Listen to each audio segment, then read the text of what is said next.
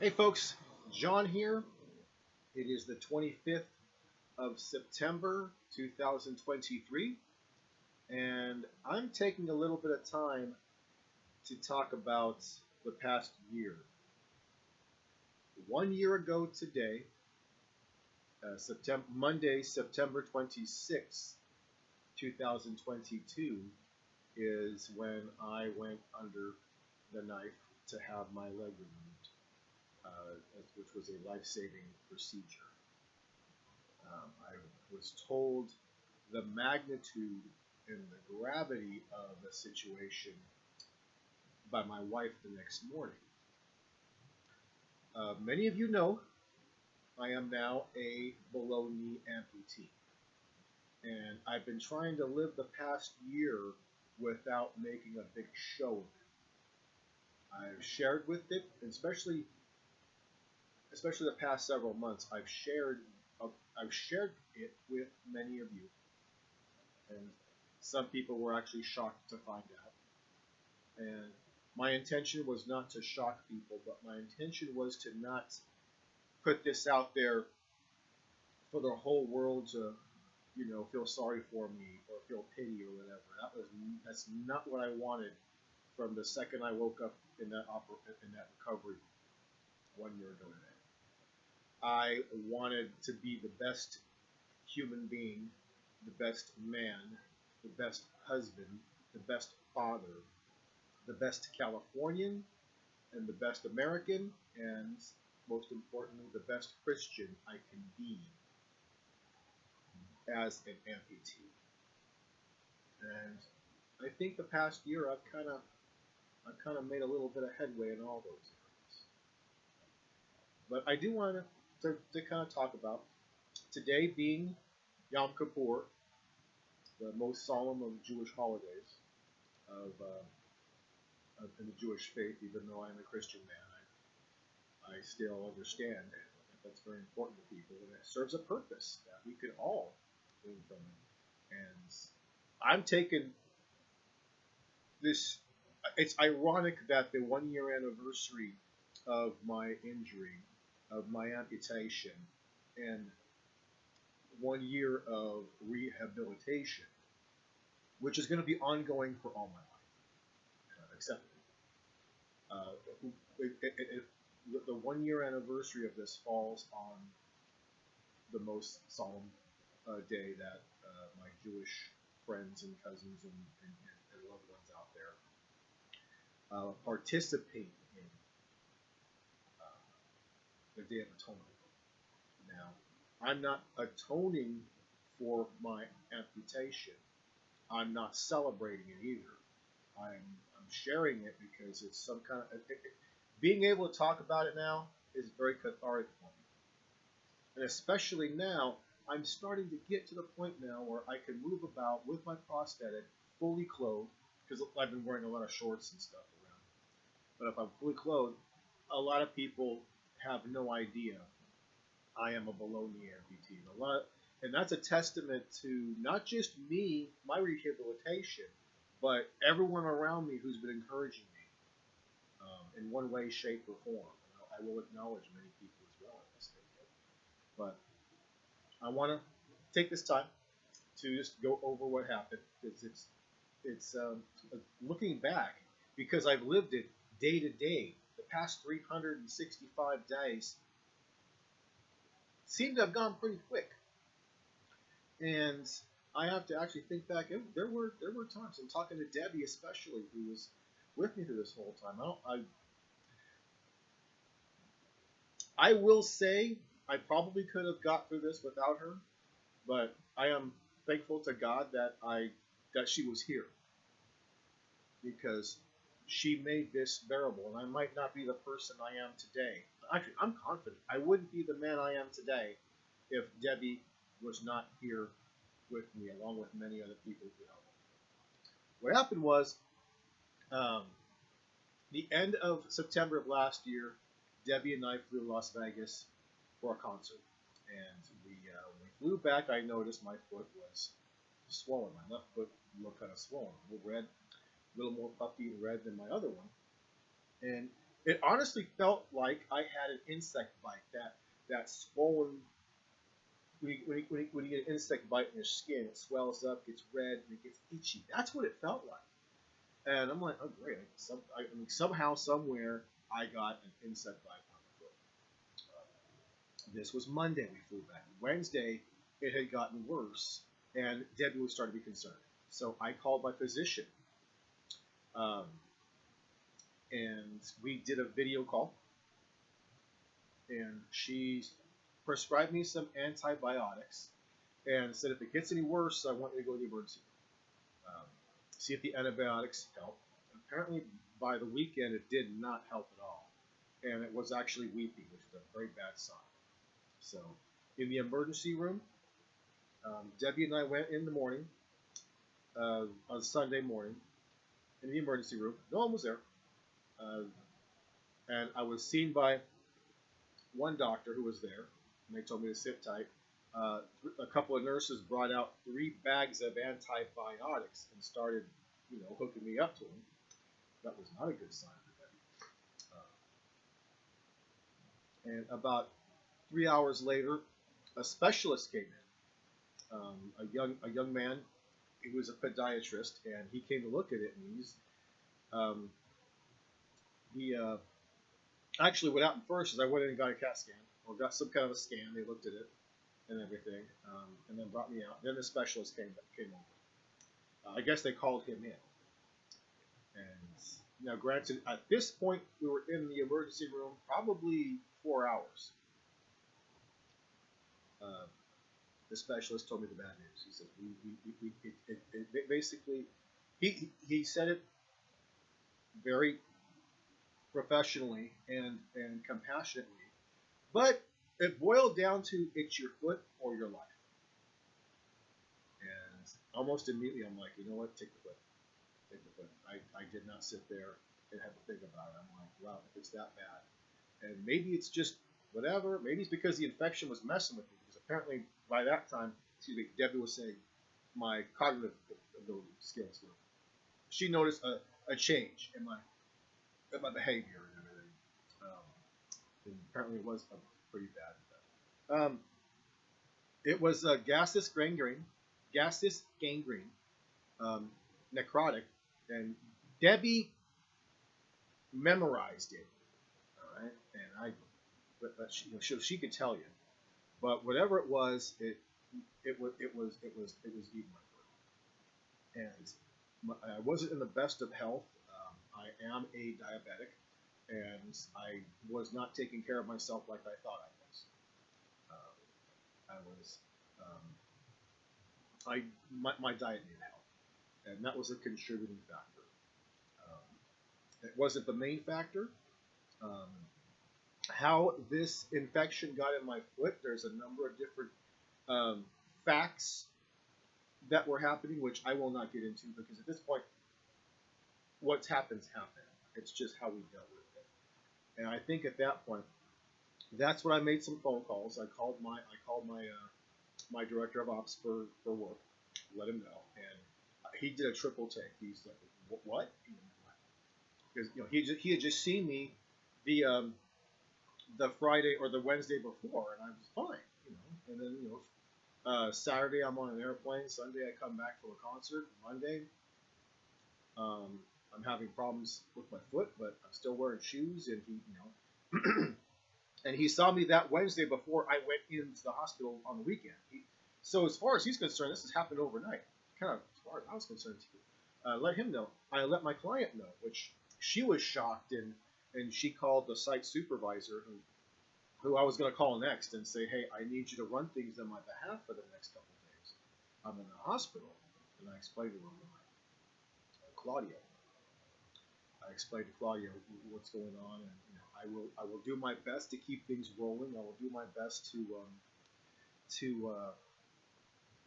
work the best I can. But this is so it was a challenge. I think my client wasn't expecting me to come back, and Claudia was, she's used to running things as a supervisor. She's used to supervising directly with people, but all the back end stuff she she's not trained for it. It's not her job. You know, handling the budget, you know, working the contract, um, making sure all compliances are done for the employees and everything. All the back end stuff. So I think she was a little bit nervous, and I was nervous because the easiest thing for them to do would have been to just put somebody else in my place, and then when I come back, you know, hope for the best. And I think that's what my director of ops is worried about. Do I got to put somebody in to basically go over to into John's office and just take over, you know, from without any, which a good manager would be able to do, but it's still difficult to step into somebody's home and start redecorating, having no idea what's in there and no idea what to work with. And I wanted to avoid that. And I didn't want someone to screw it up like it. So that's Sunday night. I remember right at midnight the surgeon stopped by and checked on everything. And by this time, I'm pumped up in antibiotics. This infection is really making me really loopy and stuff. But I just remember I was starving. And I asked the doctor, hey, if my surgery is 8:30 tomorrow morning and it's midnight, it's a quarter to midnight, can I please have something to eat? I'm starving. And usually they want 8 hours between the time somebody last eats to the time they actually have surgery. So he said, get them something to eat and have them prep for surgery in the morning. And the next morning, woke up, prep for surgery. You know, the whole deal. They wheeled me in the room. Dr. Kennedy asked asked how I was doing. He was adding some levity. And my whole thing is, hey, as long as I don't care if I have to hobble, I have to crawl, or I have to be wheeled out of this room. If I can leave this room alive for my wife, for my daughter, for for my friends, yes. So did the whole thing, kind of explain what's going to happen briefly, and then have the anesthesiologist, have me, usually they have you count backwards, and he had me talk about something. Of course, I was out cold, but before I could even answer. I don't even remember the question. I remember he asked me something, something that had me concentrate on something. And I think that's their way of, those of you who work in the medical field, you can probably answer the questions. It's just a way for them to assert that the anesthesia is kicked in and I'm out cold. And they can put the respirators and stuff in. God knows what. But I remember waking up in that hospital, in the recovery room, in the ER, in my own room. I remember waking up and I felt great. And it wasn't euphoria or anything. As far as I know, they gave me no opiates, and I kind of made it clear I don't want, unless it's life threatening or life saving, I don't want any opiates. I don't want them in my system. But I woke up. I felt great. I felt energized. I was hungry. I'll tell you that right now. And just side note of me to shock people. Tell you what, say what you want about having a catheter. But 3 days I was in the hospital, not having to get up to pee was awesome. Okay, let's put aside. I felt great. I saw what was left of my leg. Okay, and the surgeon came in, talked to me, and I'm like, wow, whatever you did, whatever that infection was, it was really screwing me up, because I feel like he was kind of surprised how good I felt. And my wife, and she's like, are you ready to see your wife? And apparently she had seen me hours before, but I was still kind of under the anesthesiologist's influence, So, side note, if she ever wanted to ask dirt on me, if I had any side girlfriends, or am I hiding money in the Caymans, or most important to her, do I have any guitars she doesn't know about? That would have been time for her to ask, and whether she did or not, I don't know. Wouldn't have any girlfriends. If I had money in the Caymans, I'd be in Georgia now, and we'll leave the Gibson guitar stuff. Okay, but she came in and she was glad to see me. I could tell she was frightened, and because I felt great and I felt renewed, and maybe it was just how great I was feeling, not having all that infection in me messing with me. But I almost felt, in a weird way, kind of reborn. Like I had a second chance. Like I had a, and that's how I really started looking at it. It's like, wow, okay. Doctor came in with my wife there and was telling me, okay, this is your blood sugar levels, and this is this, and this is that. You know, luckily, um, even though my blood pressure was up and high, my blood sugar was extremely high. My kidney function was good. All my organs were good.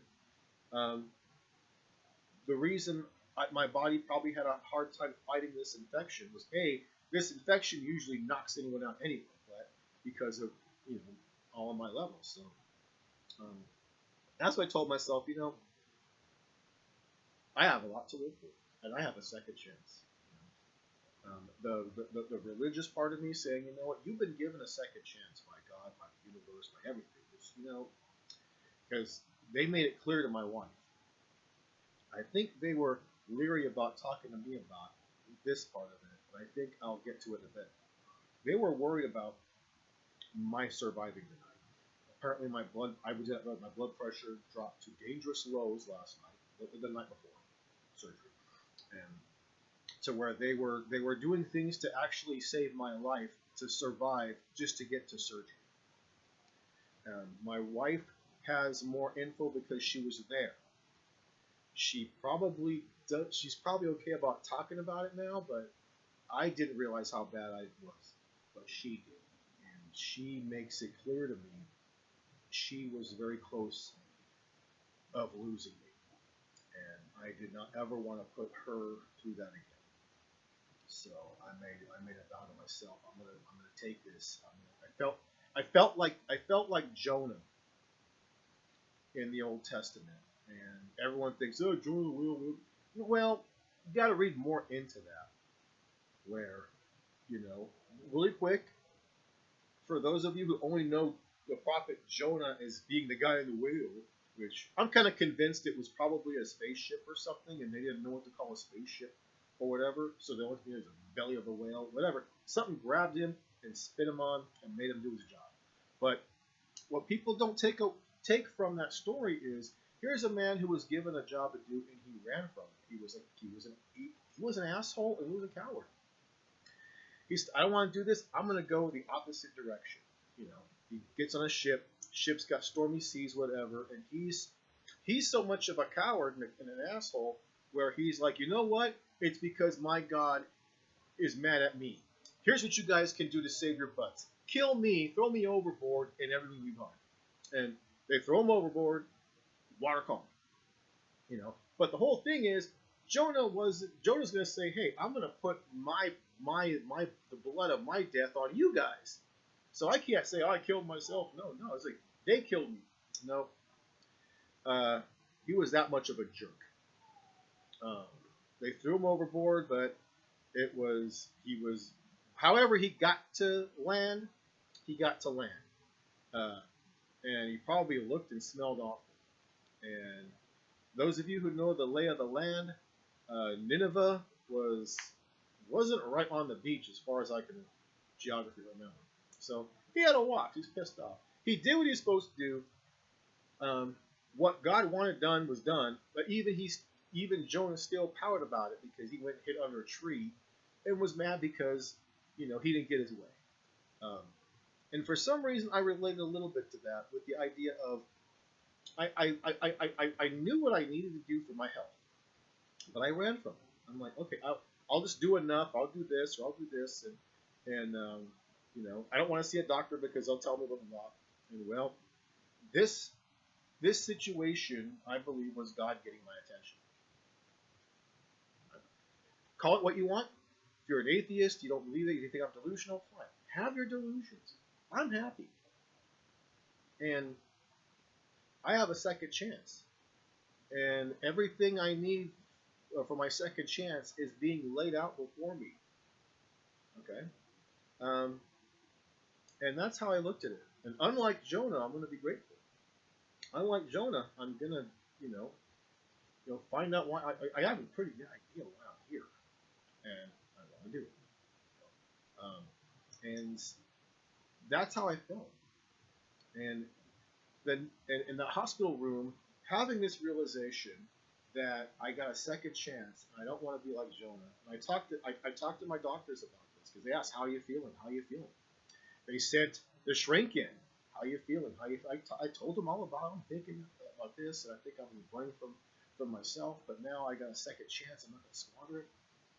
And they sent the chaplain in. We had a lot of conversations about this. In fact, the chaplain came by the next day and had another chaplain person with him.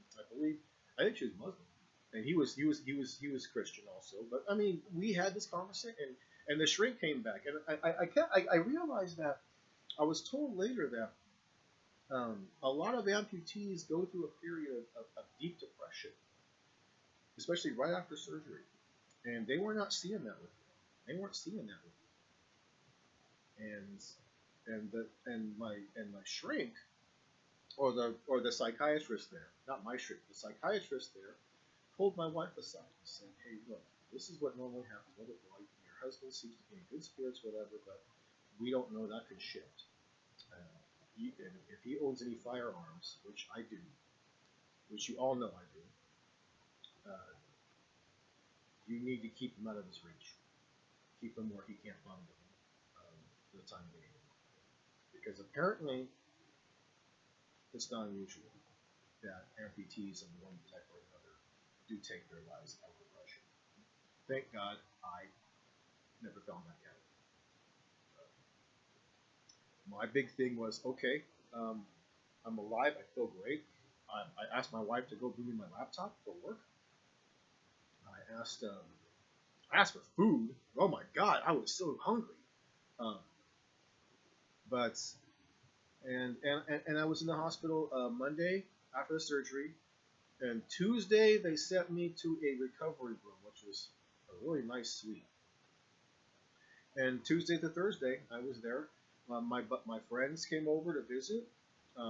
They brought me a guitar to play for a little bit, and I asked them, "Hey, can someone just get me a shirt? All I've been wearing is this hospital gown." And I asked Debbie to bring me some shorts, just something. Um, I would have asked for bring me a Big Mac or something, but the food in the hospital was really good. The food at Kaiser in Fremont was really good. So I and it was just watching daytime TV and negotiate. At that time on my job, we were negotiating the contract, and I think my boss was flipping out because he had no idea how we could do it. I did it from my hospital. Went over the contract, um, threw my two bits in there, back and forth via email, which is awesome nowadays. And the week after from home, I was able to get that to the client and get the contract renewed, which included a good increase for the working staff and a pretty good increase on my part. They did take care of me. Obviously, they want to keep me around. I did all that from either the hospital room or working from home. But back to the hospital, during those first couple of days, I was visited by the shrink and visited by the chaplain, and they were actually both really surprised at how well I was taken to it. And they asked, "What do you plan on doing?" And I'm planning on learning how to walk. I told the psychiatrist, and I told my surgeon, and I told the the chaplains that this is in the recovery room, like day 3 of like Wednesday. I given myself some goals, and what was that? I said, well, my first goal is to be able to dance with my wife. I'm gonna dance with Debbie again. All right, and I'm gonna make that happen. We just haven't got around to dancing. And the second one, I'm walking my little girl down the aisle when she gets married, like I promised her. And that's the bigger goal for me, is to make sure I can walk her. Now, granted, I'm hoping she doesn't wait to get married until she's 40, because I'll be dead by then. But all things considered, I promised her I'm going to be there. I'm going to walk you down that aisle. I'm going to give you a ring. After I've thoroughly background checked every boyfriend that ever calls.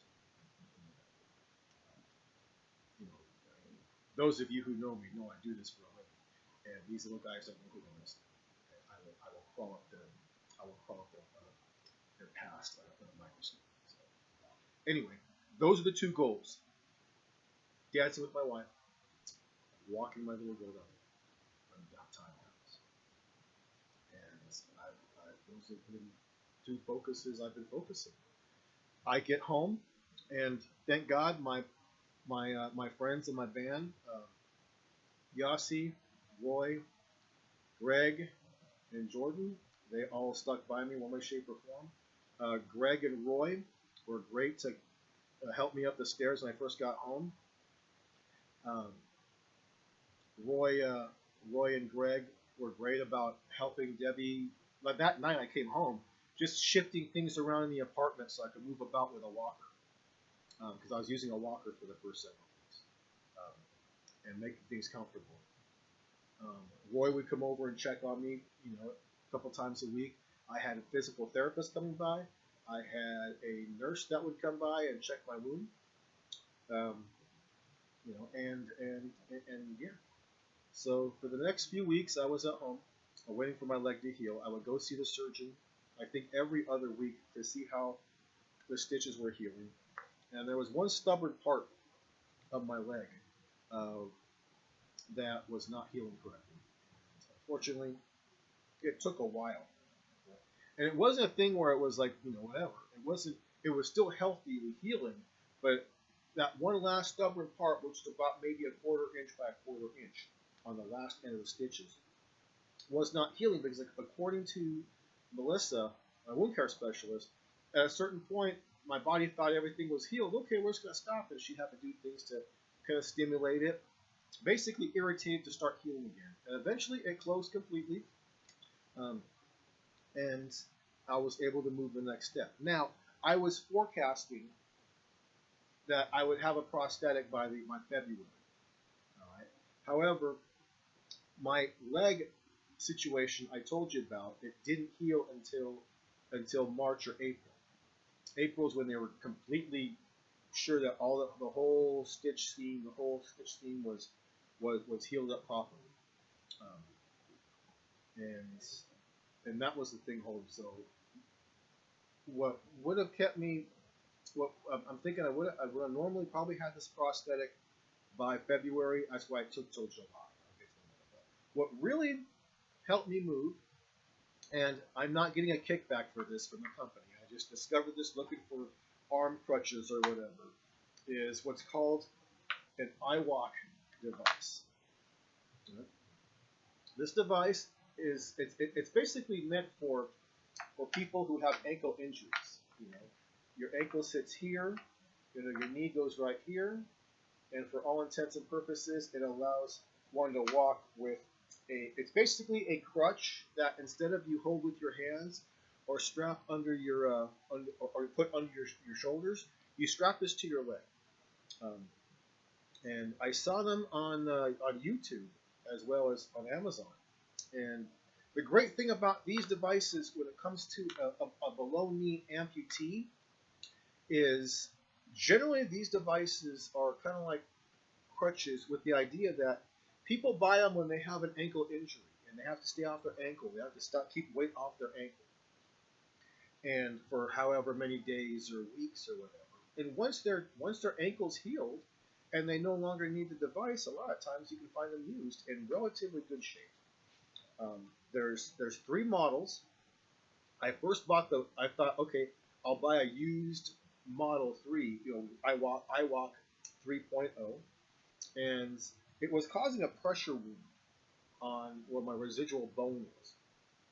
Because what they do on the surgery is when they remove your leg, they take some of the muscle tissue, your muscle basically, and fold it over the actual bone. So the stump is not bone on skin. The stump would be bone on muscle tissue and then on skin. Right? Well, where that bone was, on the iWalk 3, it was causing a pressure wound, which was a little bit of a blister. So I went and I always think I should have at least more than one of these around for the rest of my life. I went and bought the older model, which is a little more flat, but as you can see. And this fits my residual leg like a baby. It's perfect. And so this is awesome. And with this ray gave me so much mobility. I was able to go back into work at least twice a week. I was able to go with my wife to the store, to places. It took me a little bit to get used to it because it is exhausting at first. But I got pretty used to it. Walking up and down stairs. The only thing I can't do is run. And since I never really ran anyway, it worked out. But this gained my mobility. And that was something that Debbie shared with me after the fact, that she was afraid the first several weeks where I was pretty much having to use a walker to get around. And a few times I took an Uber to work because just to stop in and see how things were, I was still in a walker. And walkers are difficult enough when you have 2 feet. When you only have one, it can be heartbreakingly difficult to move about. Having this, and I did try the arm crutches, and I did try the shoulder crutches, the ones that go on your armpits, and those are difficult when you only have 1 foot to stand upon, and you don't want to risk falling on a residual limb that's healing, or even right now it's fully healed, but I want to not fall on it because it could cause problems again. The iWalk gave me so much more mobility. It was a great device. I still keep my walker. I'll still always have a walker. I even have a wheelchair, which I used to carry in the back of my van, but since I never really needed it, right now it's in storage just in case. I keep 2 iWalk devices around, one right here, which I just showed you, and one in my bed, because putting on a prosthetic is a bit of a ritual, which I'll show in a little bit. But the iWalk gave me so much more mobility, and I think that helped me out with a lot of morale. In fact, I did a couple of shows with the band, and I did a couple of jam sessions with the iWalk crutch. It just looks like a guy using a weird kind of walking device, but we got by. And I've been using this probably since I got my first iWalk. I got that in around Thanksgiving time, and it all but eliminated my need for a wheelchair and a walker. It's a pain to get in and out of when I'm in a car. So I used to drive a Mercedes convertible, a little Sportster that I wound up getting rid of because I had a hard enough time getting in that little tiny thing when I had 2 feet, let alone this situation. And if I drove in the convertible, the crutch would have to go in the shotgun seat, which eliminates the idea of my wife and I driving. So I did eventually just get rid of that car, and I'll buy a new one soon.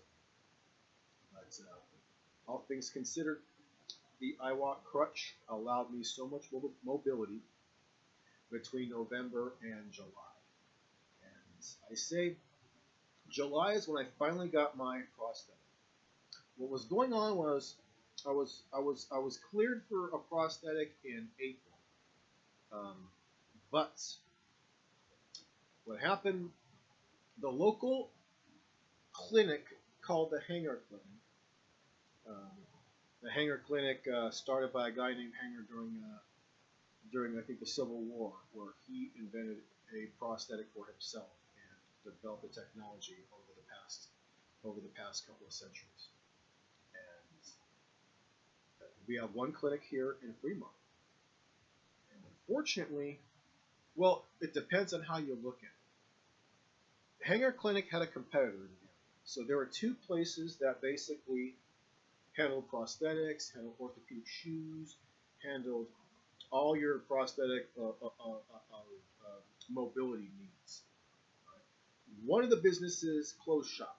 I think they just, from what I heard, they just wanted to retire. They didn't sell the business. They just simply, at this point, took no more appointments and closed shop and retired, which was great for business for the Hanger Clinic, except it tripled, not doubled, tripled, I believe, their workload. probably a number of reasons, but so what should have been just a month to get a prosthetic, get an appointment to have my prosthetic, have my leg shaped. They make a mold and everything, and then design the prosthetic, have me come test it out and do some tweaking stuff, and then make a third appointment to actually deliver the device. It took almost 2 months. So April's when I actually made the appointment, which wasn't going to be until I think May or June. They went in, took a measurement, and because they were so swamped, they couldn't get me in for almost a month after that to do a test fitting, and then 2 weeks later, late July, I finally got delivered my prosthetic. I put this cool little thing on there. You guys know me, I'm probably gonna put some weird stop looking at my prosthetic or something stickers on here. Yeah. But I finally got this. It has a shock in there, which I actually have to put weight on it, but it allows the foot to move, pivot back and forth to the point where, yeah, I can kind of stand on my heel and whatever. And it moves very much like a foot. The only thing I can't do is stand on my toes or lift myself because there's no motor or there's no actual mechanical thing in there. It's just basically a fulcrum and a sprung. But after learning to walk with it, I can pretty much walk with a pretty cool stride. You know, Kendall was with me when I was trying this on, and then my acid test for it was I think a week after I got this device. I took a plane trip to Georgia again because I had not been to Georgia in a year. And those of you who know me know that if I don't see my little girl every now and again, I get cranky. And it's been a year since she's seen me. She flew out in July. No, she didn't fly out. Her mom and she drove out, and I took Kendall with me. Debbie and I took Kendall with us to Southern California. We flew down there, and then a week later, the three of us drove to Lake Tahoe, and her mom, Valerie, stayed here, and we spent time all together too. But I was still using the iWalk crutch. By the time I got to Georgia, I had the prosthetic, so I was able to move around quite a bit. Still using a cane. I bought. Kendall helped me pick out a cane at a Goodwill, a really nice brass top cane, which I still carry every now and again if I'm going to a crowd or something. But for the most part, I don't really need it for stability.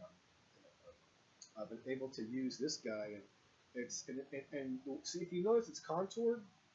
It's contoured to fit my leg, so no one else can use this but me. If I lose weight, I'll have to have another one made. If I decide to get buffed out and my legs get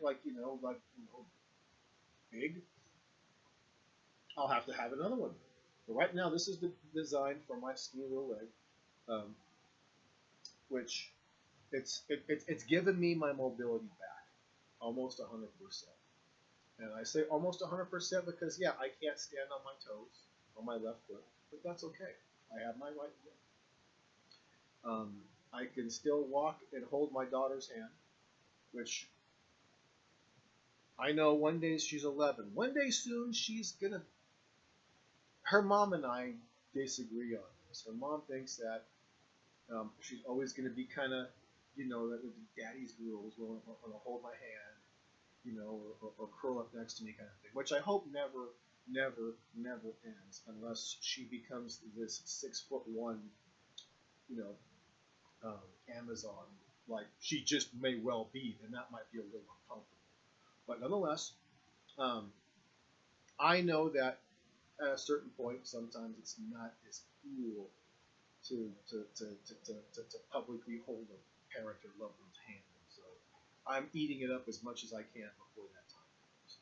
Her mom's confident that Kendall's always going to be, she's always going to be this and that, which I hope she's right. But either way, I'm prepared for either.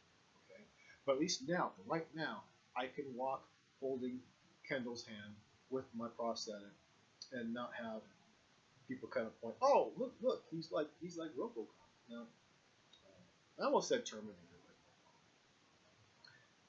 That's so, and that brings us to today, where September 25th, Monday, September 25th, 2023. It has been a crazy long ride, but I don't. The only thing I regret is not taking care of myself, and I can sit here and say I'd do anything to have my biological foot. No, I mean it's gone and it's not coming back. And some factors were my fault. Other factors were factors I couldn't control. So like where the bacteria came from, that kind of thing. But this is what I can control. How I move forward. This is what I can control. My blood sugar levels. I am 53. I cannot be eating like I'm 21. I can't even be eating like I'm 41. I need to take vitamins. I need to get some exercise. I I need large amounts of protein and minimal carbs. Which leaves out a vegan diet for me. And I don't want to hear any arguments. Okay, I've talked to a number of people in white coats that explain this. I need low carbs. I need high protein. Best way to get that: lean meats, eggs, and vegetables. Minimal meat. And every now and again I can indulge in hummus and some cool stuff like that. And it's and yeah, I think once a week I'll have pizza, and it will drive my blood sugar up. But if I don't have pizza once a week or once every other week or something like that, I'm probably gonna hate mine. I'm gonna indulge and eat Little Caesars for a month straight, and then really be in trouble. So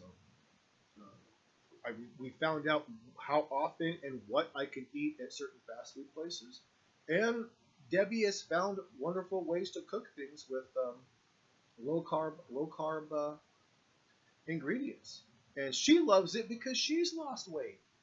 Yeah, she lost more weight than me. My gosh.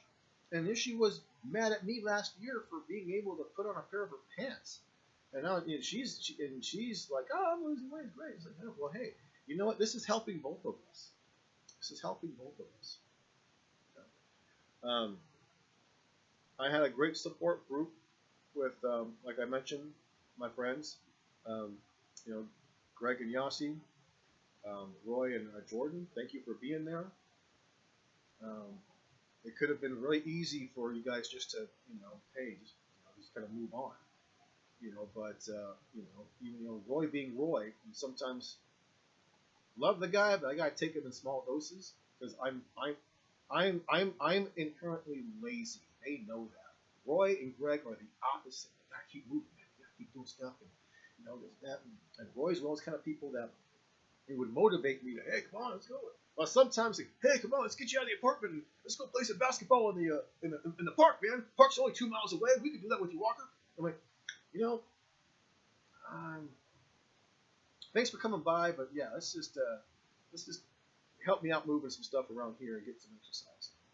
But I appreciate him being there. I appreciate the encouraging words from my friend Yossi, who, is always there, and he's one of those people in life that he's got a filter, but he will speak his mind, and he will let people know what he's thinking and what he believes, and he's done that.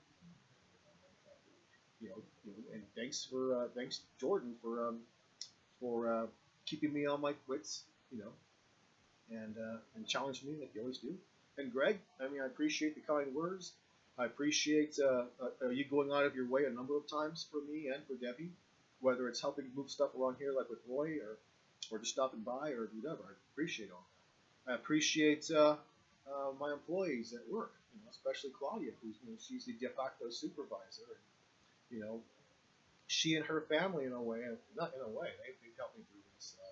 When I was working from home, we devised a system with Claudia's husband where he would be able to deliver papers back and forth and packets of papers so I could process them at home and still get stuff done. And even at some of their family events, their daughter Pamela would go out of her way to make sure I was comfortable. I think she did that with everybody that was at that event, which was a wonderful trait. But I appreciate it. I really did. And I appreciate Valerie, who Kendall's mom. Because I can't imagine what it was like for her to hear that this happened, and she had to find a way to tell Kendall what was going on without scaring her, and I'm sure she did. Kendall, all the time this happened, I was in good spirits, and Kendall was in good spirits. I didn't want her to be crying or anything on the phone.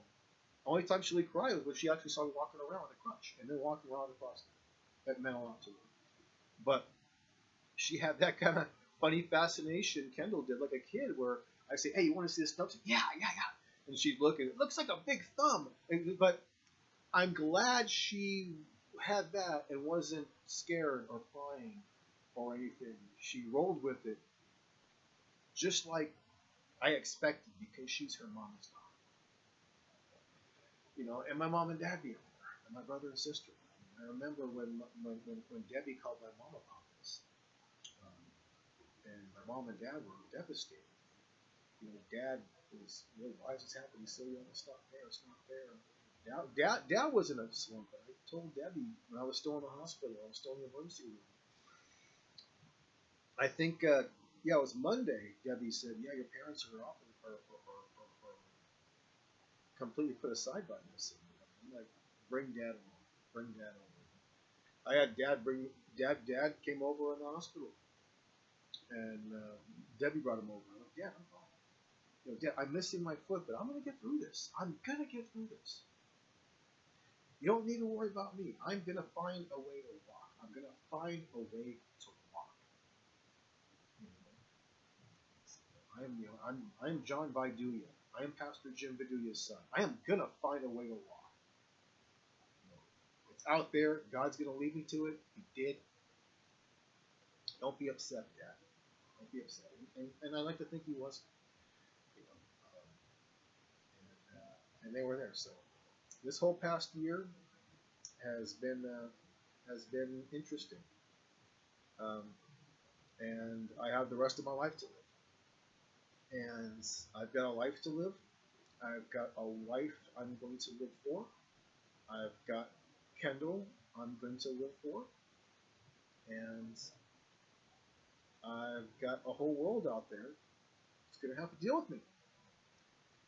And I'm going to do my best every day to make me a better person, just a little bit every day, a little better than the day before, for everybody. But mostly,